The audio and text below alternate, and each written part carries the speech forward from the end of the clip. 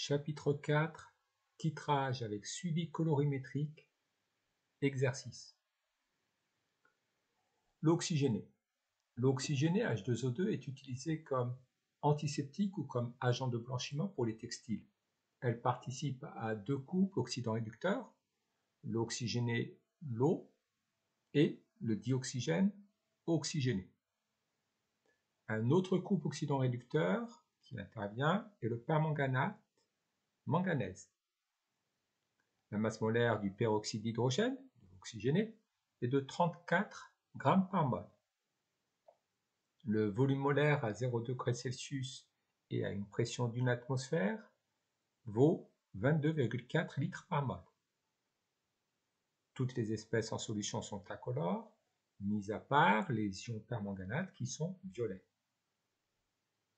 Écrire la demi-équation électronique d'oxydoréduction associée à chaque couple. Commençons par le couple H2O2-H2O. Commençons par ajuster l'élément oxygène.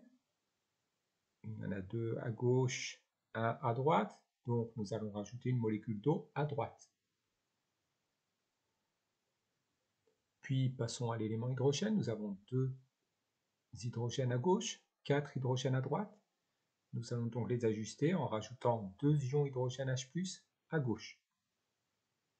Enfin, passons à la conservation de la charge électrique. À droite, il n'y a aucune charge.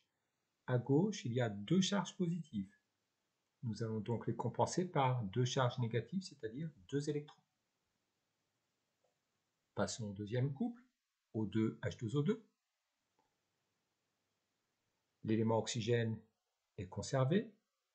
Passons à l'élément hydrogène. Nous en avons deux à droite, aucun à gauche. Rajoutons donc deux H+ à gauche. À droite, nous avons 0 charge électrique. À gauche, deux charges positives que nous allons compenser par deux électrons.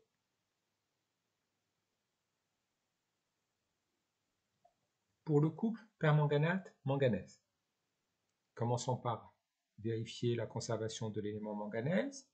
Il y en a un de chaque côté. Passons à l'élément oxygène. Nous en avons 4 à gauche, aucun à droite. Nous rajoutons donc 4 molécules d'eau à droite. Nous avons 8 atomes d'hydrogène à droite, 0 à gauche. Donc nous allons rajouter 8 ions hydrogène H+ à gauche. Passons à la conservation de la charge électrique. À gauche, nous avons 8 charges positives et une charge négative, ce qui correspond à 7 charges positives. À droite, nous avons 2 charges positives. Nous allons donc rajouter 5 électrons à gauche. Quelle est la particularité de l'eau oxygénée? L'eau oxygénée a la particularité de jouer à la fois le rôle d'oxydant dans le premier couple et de réducteur dans le deuxième couple. Les lentilles de contact doivent être décontaminées et nettoyées après usage. Pour cela, une solution d'eau oxygénée peut être utilisée. Sur l'étiquette du produit, on peut lire concentration en masse d'oxygéné 30 g par litre. Pour contrôler cette indication, on dose un échantillon de 10 ml de cette solution préalablement acidifiée par une solution de permanganate de potassium. De concentration en quantité de matière, C' est égal à 0,20 mol par litre. Écrire les demi-équations électroniques d'oxydoréduction mises en jeu dans le titrage. La demi-équation liée à l'ion permanganate est MnO4- plus 8H+, plus 5 électrons donne Mn2+, plus 4H2O, puisque l'ion permanganate est le réactif. Il est donc placé à gauche. Ici, l'ion permanganate joue le rôle d'oxydant, puisqu'il gagne des électrons. Il va donc réagir avec l'eau oxygénée, qui, elle, joue le rôle de réducteur. Ainsi, l'équation correspondant au peroxyde d'hydrogène est H2O2 donne 2H+, plus O2, plus 2 électrons. Établir l'équation de la réaction de titrage. La première demi-équation fait intervenir 5 électrons, la seconde 2 électrons. Pour qu'il y ait le même nombre d'électrons échangés, nous allons multiplier la première demi-équation par 2 et la seconde par 5. Nous obtenons que 2 moles d'ion permanganate réagissent avec 5 moles de peroxyde d'hydrogène, 6 moles d'ion hydrogène, pour donner 2 moles d'ion manganèse, 5 moles de dioxygène et 8 moles d'eau. Le volume VEC versé à l'équivalence est 17,6 ml. En s'aidant d'un tableau d'avancement, déterminer la quantité de matière d'eau oxygénée se trouvant dans l'échantillon. La quantité initiale d'ion permanganate est notée NiMnO4-, celle du peroxyde d'hydrogène NiH2O2. Les ions H+ sont en excès. Initialement, il n'y a pas d'ion manganèse, il n'y a pas de dioxygène, et l'eau est le solvant. Dans l'état final, correspondant à l'équivalence, la quantité d'ion permanganate est égale à la quantité initiale d'ion permanganate moins 2 fois Xmax. La quantité finale de peroxyde d'hydrogène est égale à la quantité initiale de peroxyde d'hydrogène moins 5 fois Xmax. La quantité d'ion manganèse formée est égale à 2 fois Xmax. La quantité de dioxygène formée est égale à 5 fois Xmax. Or, à l'équivalence, les réactifs ont entièrement été consommés dans les proportions stoichiométriques, ce qui signifie que la quantité finale d'ion permanganate est nulle et que la quantité finale de peroxyde d'hydrogène est nulle. Nous pouvons donc écrire que la quantité initiale d'ion permanganate moins 2 fois Xmax est égale à 0, la quantité initiale de peroxyde d'hydrogène moins 5 fois Xmax est égale à 0. De ce système d'équations, nous déduisons que l'avancement Xmax est égal à la quantité initiale de permanganate divisé par 2, mais également que Xmax est égal à la quantité initiale de peroxyde d'hydrogène divisé par 5.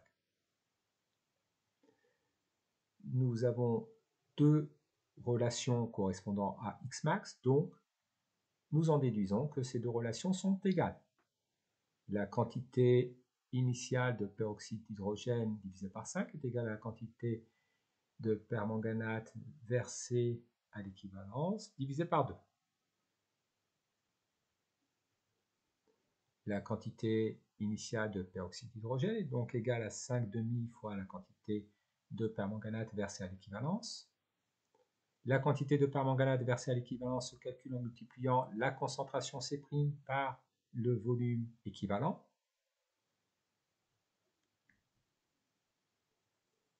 Passons au calcul. Exprimons le volume équivalent en litres.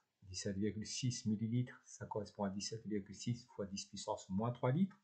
Nous obtenons que la quantité initiale de peroxyde d'hydrogène est égale à 8,8 fois 10 puissance moins 3 mol.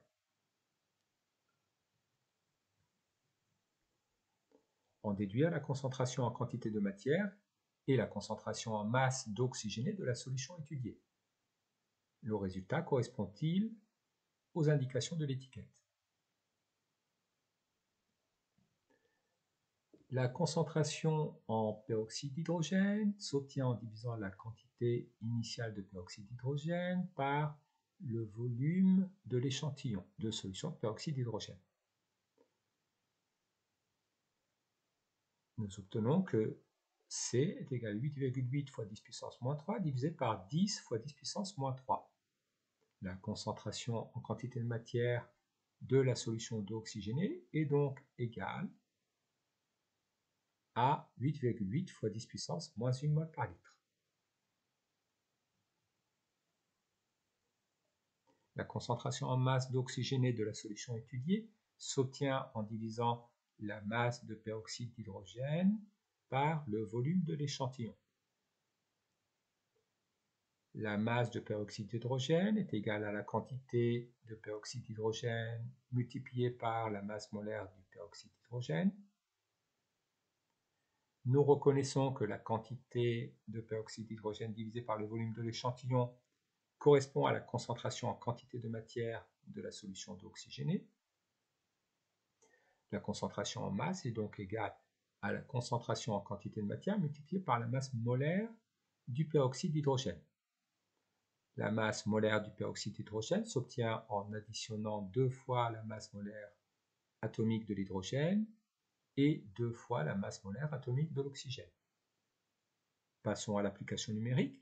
La concentration en masse d'eau oxygénée de la solution étudiée est donc égale à 3,0 fois 10 puissance 1 g par litre, donc 30 g par litre. Une eau oxygénée est dite à N volume si elle libère N litres de dioxygène lors de la décomposition de 1 litre de cette eau oxygénée selon la réaction 2 mols d'eau oxygénée donne 2 mols d'eau et 1 mol de dioxygène. Ce volume est mesuré à 0 degrés Celsius et pour une pression d'une atmosphère. Que vaut grand N pour l'eau oxygénée étudiée? D'après l'équation, 2 mols de peroxyde d'hydrogène libèrent 1 mol de dioxygène. Donc, la quantité de dioxygène libérée est égale à la quantité de peroxyde d'hydrogène divisé par 2. Le volume de dioxygène libéré est égal à la quantité de dioxygène libéré multiplié par le volume molaire. La quantité de dioxygène libéré correspond à la quantité de peroxyde d'hydrogène divisé par 2, donc nous en déduisons que le volume de dioxygène libéré est égal à la quantité de peroxyde d'hydrogène multiplié par le volume molaire divisé par 2.